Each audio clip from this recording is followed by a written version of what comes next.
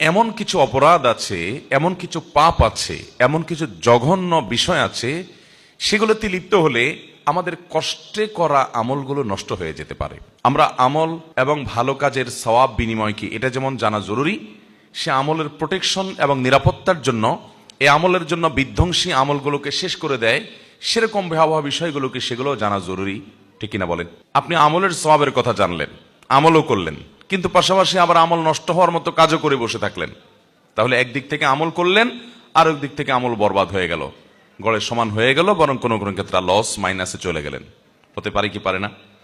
এই জন্য আমাদেরকে জানতে হবে যে বান্দার নেকামলগুলোকে নষ্ট করে দেয়, ধ্বংস করে দেয়, শেষ করে দেয়, ছাই করে দেয়, নিশ্চিহ্ন করে দেয়, আমল নামা থেকে ডিলিট করে দেয় কোন কোন অপরাধ, কোন কোন পাপ, কোন কোন ভয়াবহ বিষয়, সেগুলোকে জানতে হবে, চিহ্নিত করতে হবে, এবং সেগুলো যেন আমাদের আমলের খাতাতে যেন না উঠে, সেগুলো যেন আমাদের লাইফে না থাকে, সেগুলো যদি আমরা আলাদা করে ফেলতে পারি, সেগুলোতে যদি বেঁচে থাকতে পারি, তাহলে আমল অল্প করেন আর বেশি করেন, যেটুকুই করেন এটুকু সেফ থাকবে, নিরাপদ থাকবে, আল্লাহর কাছে পাওয়া যাবে ইনশাআল্লাহ।